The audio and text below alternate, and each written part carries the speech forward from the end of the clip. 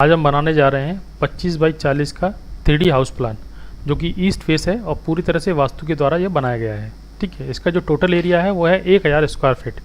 ठीक है, इसमें 2 बेडरूम, एक हॉल, एक किचन, एक लेट बाथ, एक कॉमन लेट बाथ और एक पोर्च बनाया गया है। ठीक है, इसकी जो कंस्ट्रक्शन कॉस्ट आएगी वो करीब 9 लाख से लेकर 10 लाख के बीच में रहेगी। इसमें आपको इस प्लानिंग में आपको क्या क्या चीज़ें मिलेंगी उसकी भी एक चर्चा कर लेते हैं कि प्लान की डिटेल किस तरह से है। एक bedroom with toilet, bedroom number 2 जो अपने पेरेंट्स के लिए, अपने बच्चों के लिए अपन रख सकते हैं। एक drawing room, kitchen with dining area, एक puja, common toilet, porch with car parking. Porch में हम कार भी पार्क कर सकते हैं। ठीक है, तो आइए प्लानिंग किस तरह से उसकी भी एक बार जानकारी ले लेते हैं। देखिए, सबसे पहले हम जो फ्रंट देख रहे हैं, इस फ्रंट पे हमने जो है एक स्टोन पैटर्न पे एक बाउंड्री वॉल बनाई है जो कि 4 फुट मकान की तरफ से चौड़ी है और इसकी करीब करीब लंबाई जो है 10 से 11 फुट है। ठीक है, इसमें हम अपना छोटा सा गार्डन अपने इसमें लगा सकते हैं। इस दीवार के सेंटर में आप देख रहे हैं कि विंडो का एक प्रोविजन हमने इसमें दिया हुआ है और हमने इसमें केवल सिंपल प्लेन कलर दिया हुआ है। आप चाहे कोई भी टेक्सचर इसमें दे सकते हैं, तो टेक्सचर देखने के बाद बहुत सुंदर लगता है। ठीक है, गार्डन में आने का रास्ता हमने बाहर से दिया है। यहाँ हम चाहें तो एक लोहे का गेट लगा सकते हैं जिससे कोई जानवर आके जो है आपके गार्डन को ख़राब ना करें। ठीक है, इस तरह से। ठीक है, अब आते हैं हम पोर्च की तरफ। पोर्च में हम देख रहे हैं हमने 2 साइड से हमने इसको रैंप दिया हुआ है।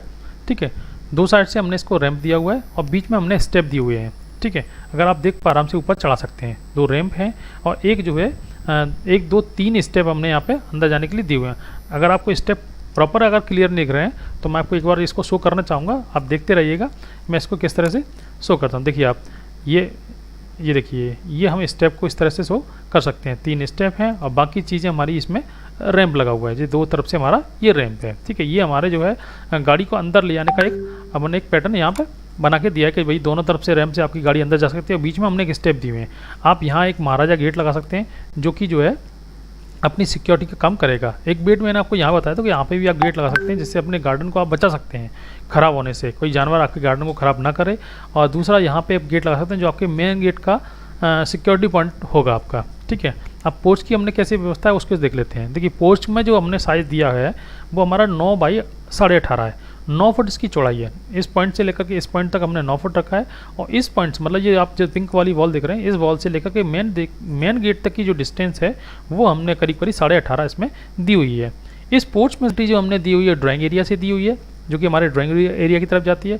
दूसरी एंट्री जो है हमारा डाइनिंग एरिया की तरफ या अंदर की तरफ जाती है। ठीक है, इसमें हम कार की पार्किंग कर सकते हैं। कार की पार्किंग के अलावा भी आप 2 टू व्हीलर आराम से आप खड़े कर सकते हैं। 2 टू व्हीलर खड़े करने के बाद भी आपको ऐसा स्पेस आराम से मिलता रहेगा जिसमें आप अंदर से आराम से जा सकते हैं। ठीक है, अब इसके स्टेयर की हम एक बार चर्चा कर लेते हैं। जो स्टेयर्स है उसकी जो चौड़ाई जो है हमने 3.25 फुट रखी गई है। ठीक है, इस पॉइंट से 3.25 से 3.5 हमने इसमें रखी है। आप चाहें तो अपनी कन्वीनियंसी के आधार पे आप जैसे को 3 फीट भी कर सकते हैं, 2.5 फीट भी कर सकते हैं। परंतु अगर स्टैंडर्ड के हिसाब से देखें तो ये जो इसकी चौड़ाई कम से कम 3.5 फीट होना चाहिए, क्योंकि 3.5 के बाद जो है 3 इंची हमारी रेलिंग में चली जाती है। तो रेलिंग के बाद हमारे पास 3.25 फुट की जगह मिलती है जिससे हम कोई भी जो है भारी से भारी सामान आराम से इसमें हम ऊपर की तरफ ले जा सकते हैं। जैसे अलमारी है, आपका पलंग है या कोई भी और सामान है जो आप घर के अंदर ले जाना चाहें तो आराम से इस जीने से ले जा सकते हैं। अगर छोटा जीना बनाएंगे तो आपको सामान ले जाने में प्रॉब्लम आएगी। ठीक है, इसमें जो आपकी ऊंचाई जो रखी है, जीने की ऊंचाई हमने 7 इंच और चौड़ाई इसकी 10 इंच रखी है। मतलब ये 7-10 का जीना बोलते हैं इसे। 7 इसकी ऊंचाई और 10 इंची इसकी चौड़ाई। तो 7-10 के जीने से हम जो है अपने ऊपर 7-10 के जीने से हम ऊपर तक जा सकते हैं जिससे हमें जीने को चढ़ने में किसी प्रकार की थकान नहीं होगी। ठीक है, और किसी भी कोई भी मतलब बुजुर्ग है, कोई भी बच्चा है, आराम से जीने को चढ़ के ऊपर जा सकता है। ठीक है, अब हम चलते हैं नेक्स्ट पॉइंट की तरफ। नेक्स्ट पॉइंट हमारा है ड्राइंग एरिया। देखिए, ये हमारा है ड्राइंग एरिया। ड्राइंग एरिया का जो साइज़ है वो 14 बाई 10.5 है। इस पॉइंट से लेकर इस पॉइंट तक 14 है और इस पॉइंट से लेकर के इस पॉइंट तक ये 10.5 है। तो ड्राइंग एरिया का जो साइज़ है वो भी काफ़ी बड़ा है। लगभग आप मान के चलिए कभी 140 फुट से लेकर के 145 फुट तक का ये हमने ये ड्राइंग रूम दिया हुआ है। ड्राइंग रूम में हमने 2 एंट्री का शो किया है। एक तो पोर्च से आप जब अंदर आते हैं तब, ठीक है, और एक जो है हमें यहाँ से अगर अंदर जाना हो तो उसके लिए। ठीक है, देखिए एक एंट्री हमने पोर्च में से अंदर आने के लिए दी हुई है और एक जो है ड्राइंग रूम से अंदर अपने घर के अंदर जाने के लिए एक एंट्री दी हुई है। बिल्कुल सेंटर में जो है सामने एक विंडो दी हुई है जिसमें हम कूलर या एसी हम लगा सकते हैं। इसमें जो हमने सोफ़ा दिया हुआ है वो एल पैटर्न में दिया हुआ है, एल शेप में सोफ़ा दिया हुआ है। उसके सामने एक सेंटर टेबल है जो कि हमारी कालीन के ऊपर रखा हुआ है। इसमें जो हमने टाइल्स का यूज़ किया है वो मार्बल लुक में या अपना जो इटालियन मार्बल होता है इसके लुक में जो हमने टाइल्स का यूज़ किया हुआ है। उसके बिल्कुल ठीक सामने हमने टीवी का पॉइंट दिया हुआ है जिससे हम यहाँ सोफे पे बैठे बैठे टीवी का भी आनंद ले सकते हैं।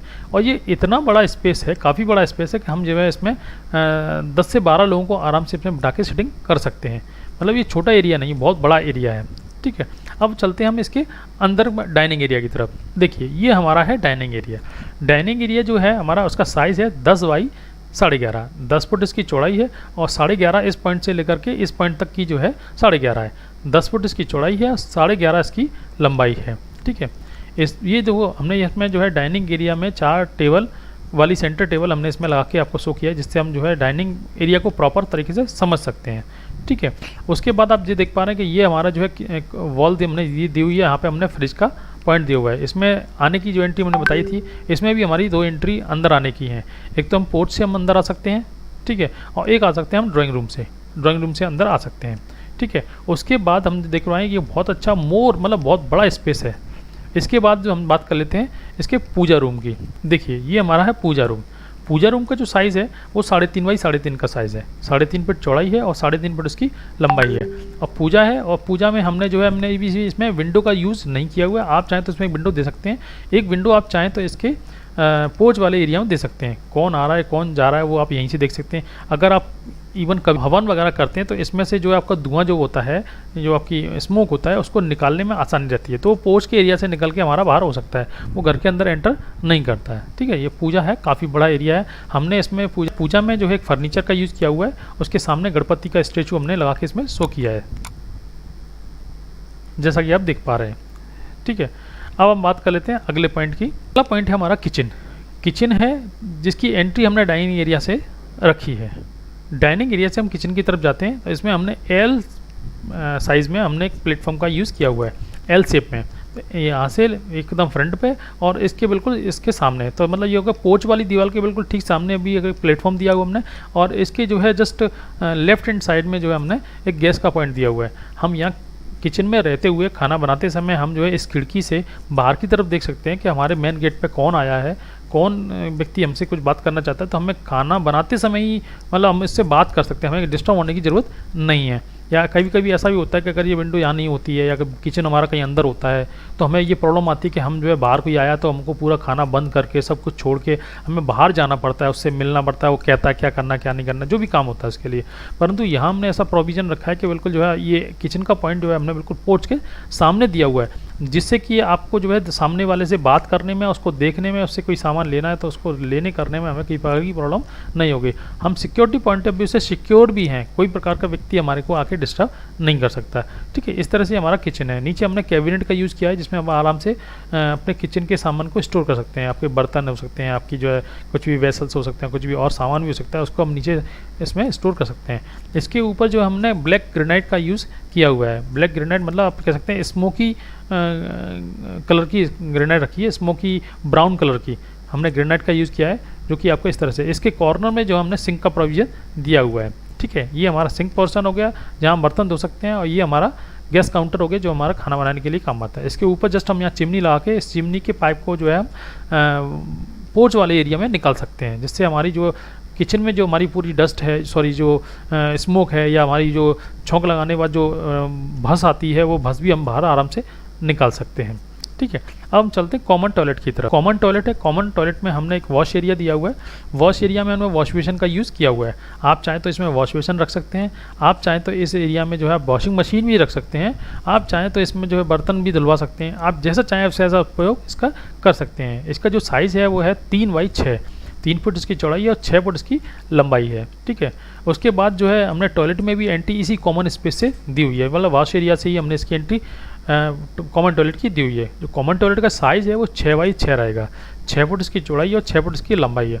इसमें हमने एक सीट का प्रोविज़न दिया हुआ है कि भाई कॉर्नर में हमने एक सीट लगाई है। मतलब आप जैसे गेट खोलते हैं तो गेट के बिल्कुल सामने जो है टॉयलेट सीट दिखती है और गंदी लगती है, तो बिल्कुल सामने टॉयलेट सीट ना होती हुई थोड़ा साइड में अगर होती है तो हम जो है इससे इसकी गंदगी से बच सकते हैं। इवन चाहे तो हम देखिए, आप यहाँ देख पा रहे होंगे, यहाँ अपन चाहे तो एक मार्बल का पीस भी लगा सकते हैं जिससे एकदम से जो है बिल्कुल सामने जो है टॉयलेट सीट नहीं दिखती है।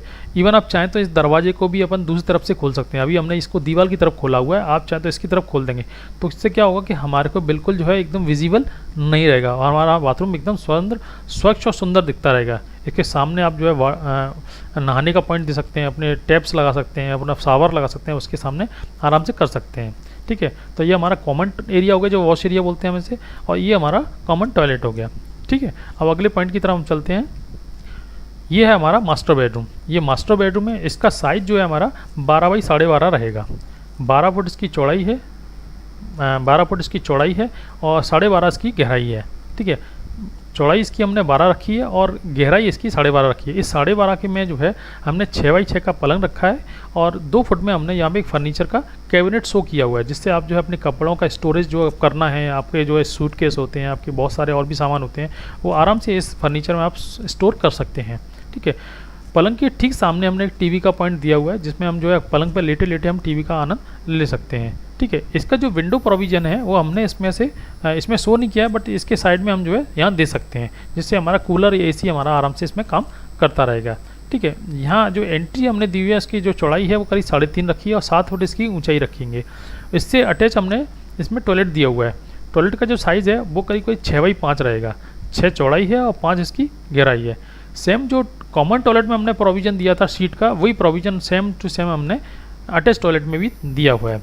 ठीक है, तो इससे क्या होता है कि बाथरूम देखने में सुंदर और बड़ा दिखता है। ठीक है, ये आप देख रहे हैं, इसमें जो हमने फ्लोर में जो यूज़ किया है वो हमने जो है टाइल्स का यूज़ किया है, जो कि मार्बल लुक में बहुत अच्छी टाइल्स है। मतलब इसमें जो है जो टाइल्स यूज़ की हुई है वो इटालियन मार्बल की तरह से दिखती है। ठीक है, आप चाहें अपनी तरफ से वुडन टाइल्स भी लगा सकते हैं, आप चाहें तो सिंपल वाइट मार्बल का आप जो है पैटर्न दे सकते हैं। आप मार्केट में बहुत डिजिटल पैटर्न है, आप जैसा पैटर्न चाहें वैसा पैटर्न इसमें आप दे सकते हैं। ठीक है, अब चलते हैं हम बेडरूम नंबर 2 की तरफ, जो कि हमारे किड्स के लिए या हमारे पेरेंट्स के लिए, जो भी आप चाहें उसके लिए आप ये इसको रख सकते हैं। देखिए, ये हमारा है बेडरूम नंबर 2, जिसको हमने बताया था कि आप पेरेंट्स के लिए अपने बच्चों के लिए रख सकते हैं। इसमें भी जो है हमने साइड में जो है एक वार्डरोब का यूज़ किया हुआ है, जिसमें अपन स्टोरेज कर सकते हैं, कपड़े रख सकते हैं, अपने सूटकेस रख सकते हैं, अपना मेकअप का सामान रख सकते हैं, बहुत सारी चीज़ें इसमें अपन स्टोर कर सकते हैं। ठीक है, ये किचन की दीवार से लगा हुआ है। इसमें जो एंट्री वो 3.5 की है और उसकी जो गेट की ऊँचाई है वो करीब 7 फीट रहेगी। ठीक है, पलंग के बिल्कुल ठीक सामने हमने इसमें टीवी का पॉइंट दिया हुआ है, जैसा कि हमने इसमें दिया था वैसा ही वैसा उसमें भी दिया है।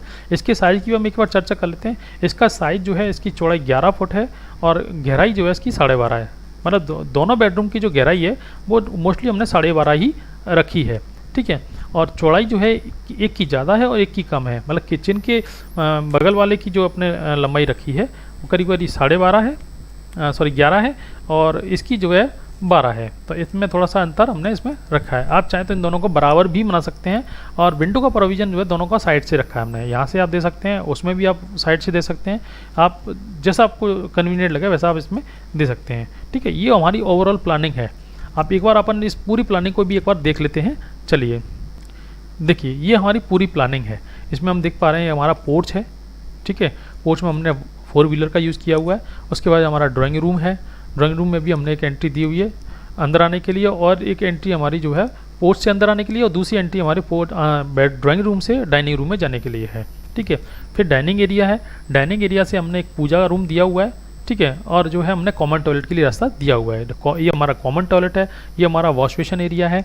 ठीक है, जिसमें हम खाना खाते समय हाथ धोना है तो हम यहाँ हाथ धो सकते हैं। इसमें हम मिरर का भी यूज़ कर सकते हैं।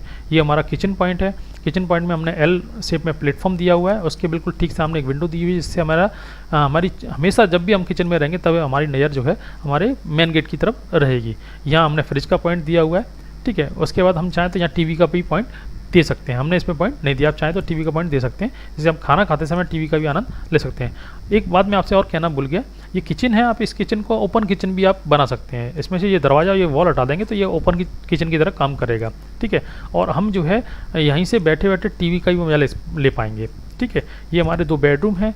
बेडरूम नंबर 1 ये है हमारा, और बेडरूम नंबर 2 है। बेडरूम नंबर 1 में जो है हमने एज ए मास्टर बेडरूम की तरह से यूज़ किया है, जिसमें अटैच टॉयलेट रखी है, और जो का बेडरूम है वो बेडरूम हमारा किड्स बेडरूम या हमारा पेरेंट्स का बेडरूम हो सकता है। ठीक है, आप जिस तरह से भी आप इस पूरे मकान को यूज़ करना चाहें वैसे यूज़ कर सकते हैं अपनी कन्वीनियंसी के आधार पर। ठीक है, आप 3 बेडरूम बनाना चाहते हैं तो 3 बेडरूम भी बना सकते हैं। यहाँ जो अपना ड्राइंग रूम बनाया है उसको भी हम एक बेडरूम की तरह यूज़ कर सकते हैं।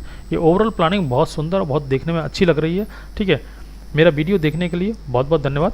नमस्कार।